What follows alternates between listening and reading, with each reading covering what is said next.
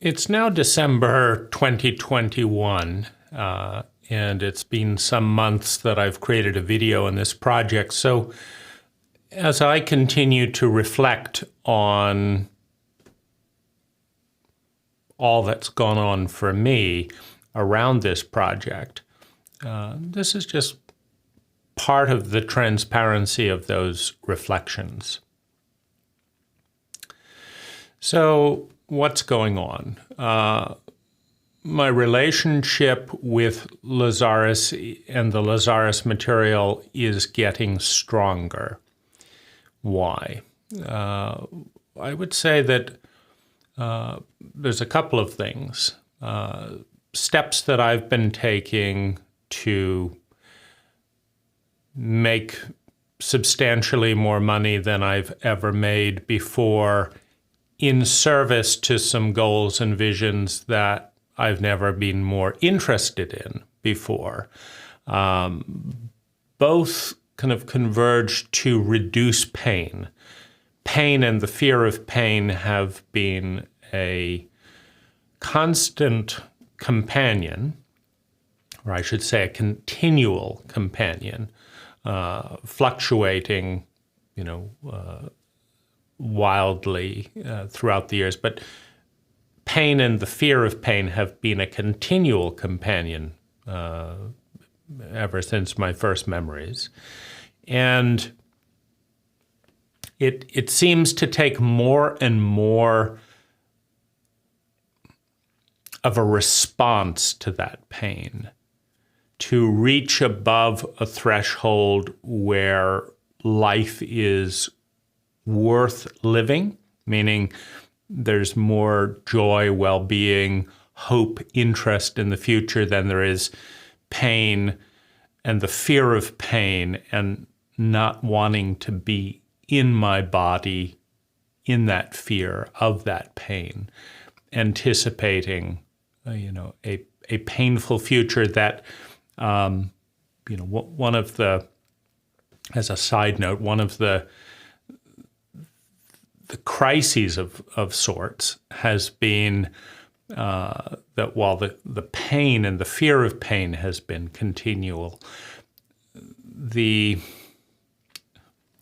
I've done more than anyone that I know has done to respond to that, so whether that's, starting actively and working with the fear and pain tapes at age 12, more substantially at age 14 with Lazaris, whether that's having a vegetarian diet, eating organic, securing and creating grids, with literally more than 2 tons, 4,000 pounds of crystals, any one of which Warren at the back table would pledge to transform a neighborhood, whether that's in achieving thousands of goals, making money, creating more free time, doing hundreds of thousands of dollars in therapies with more than 40 practitioners. It's a very long list of a tremendous amount of proactive activity to remain in this level of pain that is so painful that much of my life is organized in fear around that pain, meaning what do I have to do and not do to minimize the full frontage exposure to that amount of pain. And that has been more, meaning while the pain has been continual and, varies widely, in later years, the pain was bigger. And so the needed response just to get to a point where it was not too painful to breathe, not too painful to think, not too painful to get out of bed, that response has needed to be bigger. In my 20s, I didn't have a personal therapist. By my mid-30s, I was, visiting one therapist for 2 hours on Monday, another therapist for 2 hours on Wednesday, and another therapist for 2 hours on Friday, and not getting as far forward as hedonic adaptation kicked in. Then in my 20s without such a therapist. And that effort, the Herculean effort to endure, to work with, to make sense of, and respond to that amount of pain has steadily risen as I've run out of things to do. In the sense that if you've never tried Reiki, well, you can go do 1,000 hours of Reiki. But if you've done 1,000 hours of Reiki and plateaued, well, then there's, this energy form and this energy form and this energy form. You can talk to this therapist and talk to that therapist. You can read this book. You can read that book. You can buy more crystals. You can eat higher quality organic food. You can do this, you can do that. But, many of these things wear out. After so many years and so many dollars and so many hours of whatever it is that is the current hope to respond to that level of pain, it becomes irrational or unsatisfying to think that just one more doing of exactly what's been done so many times before is going to reach that point of response. Instead, it's the meditation that had pretty good results in this one time is now kind of being tuned out as not providing enough of a medicinal dose to move through those states, through those feelings. And so this year's push, for example, to make 3 times more net profit, maybe 5 times more net profit than I've ever made before, and in a matter of a couple of years move towards what is a new medicine, which is financial independence. Having enough money and appreciating assets that I can do whatever it is that I feel like doing without referencing money. So that's a new medicine.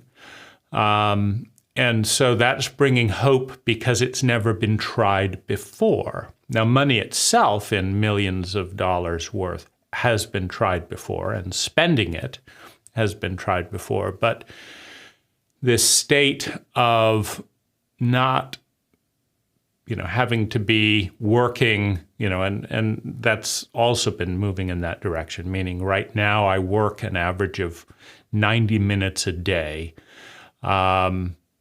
for most of the year, and, get ample vacations and then can do what I want with the rest of the time. But still, to keep that work identity alive 90 minutes a day, requires a mindset and an investment in certain routines and certain stresses. And so that's been there for a while. And at one point that was medicinal, to be able to spend more and more time, writing and things like that. But the waters rise, and then the response to stay afloat in those waters rises. But that's part of the moving towards Lazaris is that there's more excitement and less pain and fear of pain due to a new medicine, shall we say.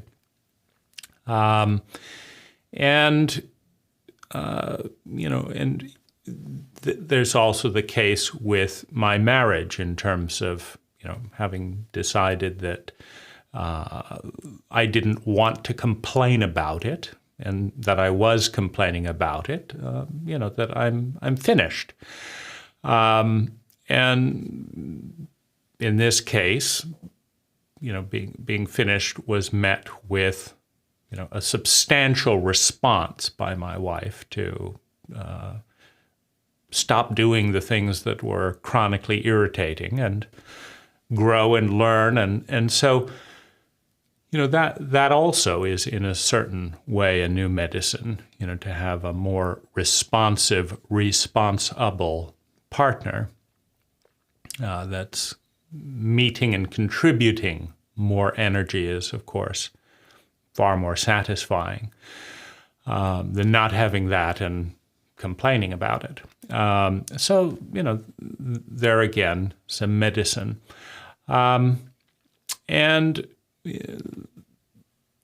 Lazaris has, been in parallel, has, been there, whether, with the morning and evening meditations. And I've been more curious. As I do more work, I'm writing a lot more. And, the current book on love is, I find myself learning from my own writing, which I think is the best reason to write is, I write something and I think that makes sense. That's a good idea. And then I do it or respond to that. But it also, so that's kind of a writing, discovering what I've written, responding to what I've written, reading it, making sense of it, and then doing, my life getting better as a result. I've always found that when I take my own advice, I improve my reality, and that most other people do not take my advice, and do not see that improvement in that area, and so a good reason for me to write is so that I've got something to respond to and do. And I find it interesting to notice where my writing, what seems most true and effective to me, in some way relates to Lazaris. And, then to listen again to certain things from new angles. And most of that results in concurring, meaning I think that makes sense, at least from that angle. So, what remains as the criticism, or, the question or et cetera around Lazaris. Well, I think the biggest criticism is the lack of exploration of traumatic and PTSD and complex PTSD as terrains within the material. As far as I can see, childhood trauma that develops into a primary identity of re-traumatization and PTSD both creates a tremendous anxiety and fear of being out of control, of being in the unknown dread of trauma, which creates a seeking to hold on to a known identity, a known pattern of thinking, feeling, speaking, doing, and being. And the most known pattern of thinking, feeling, speaking, doing, and being is the traumatic event itself. And so the shattering of identity results in this frantic, in a traumatic terrain, results in this frantic grasping and looking for solidness, for identity, only to find that the most solid identity is the reliving and reenactment of traumatic events. Well, that's a loop right there. And it self-perpetuates. The more terrified of losing identity, of being out of control, the more there's holding to the traumatic identity as the most solid. It's the most intense. If you traumatically violate someone repeatedly, those memories in the body will be the strongest reaction points.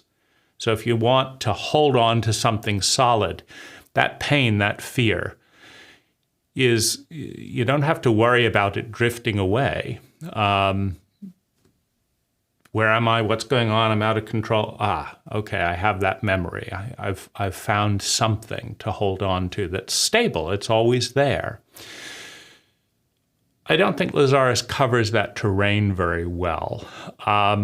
And things like, you always get what you want, and it's much easier to succeed than it is to fail, and our techniques work, etc., suggest a narrative that these wonderful techniques and this audio cassette relationship could and should easily result in, endless miracles and all of that. But, there's something wrong with you. You and your ego and all of this. You didn't want that and all that. And there's something frustrating, shaming, in living an entire life close to suicide and saying, oh, there was just a few little things that somehow I'm not getting. Everyone else, all the important and successful people are getting this, but, you've been working on this since age 14, and, either you're, sadistic or you just can't get it. That's not satisfying. And I find it far more useful to read a book like The Body Keeps the Score by Bessel van der Kolk, to understand and have empathy with what is going on, not only in me, but in a large portion of the population, and what is necessary to respond, and how little science and data there is today about how to heal and respond to trauma and PTSD. Lazaris did the Vietnam veteran tapes a while ago. I would suspect from my own experience that not one of those veterans healed PTSD in response to Lazaris, because I don't think it's an adequate response to PTSD in our culture. Is it 5% of an adequate response? Maybe. That seems about right. That the person, the culture, the science, needs to evolve around 95%. And that, Lazaris is a 5% boost in that terrain. If you noticed maybe a vet working with Lazaris versus not working with Lazaris. I don't, statistically, that probably is about right. There might be someone there where there's a 30% response. But if Lazaris is owning and taking responsibility, i.e. responding to information towards energy, to be in a chronic relationship for 40 years with a large group of friends in pain, in fear, perhaps not one of which has had, a sustained and profound healing to be anything like the upper end of the spectrum Lazaris is always presenting as so easy. That's certainly alienating for me. So I've, ranged from feeling, hatred and, deep hurt and shame around that to, just acknowledging that that's what's going on. I doubt Jach's relationship with Lazaris is that different. It's maybe he is experiencing certain things and not others, but, I think that's a valuable kind of peek behind the facade, in a sense, with, if you listen to the Concept Synergy employee interviews, that, are part of this, and which there's still sometimes sense that this should not be hidden from people because it creates loneliness to create these facades. Facebook, for example, is statistically correlated to loneliness, depression, etc. And the reason is exactly this wonderful facade as the kind of base relationship, and then everything hidden that's not, perfect. And the result is that everyone thinks that everyone else is having these wonderful, magical lives, etc. And Lazaris's encouragement of relative privacy, and there's no facilitation of social engagement in a Lazaris event. With Lazaris's pontificating about the endless ease and beauty of what's available for 40 years, kind of can create a little bit of that delusion that we're the fuck up and Lazaris and everyone else is doing wonderfully. However, in any relationship at all, there is participation on both sides.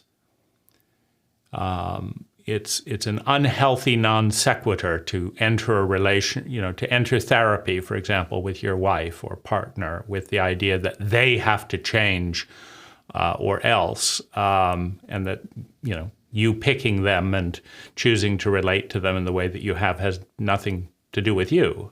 It's ridiculous. So, the idea that Lazaris has chosen these relationships for 40 years. That have sustained shame, chronic suffering, and fear, and all that, but has nothing to do with that. Lazaris would like everyone to be successful, but he never gets what he wants, right? But everyone else gets what they want.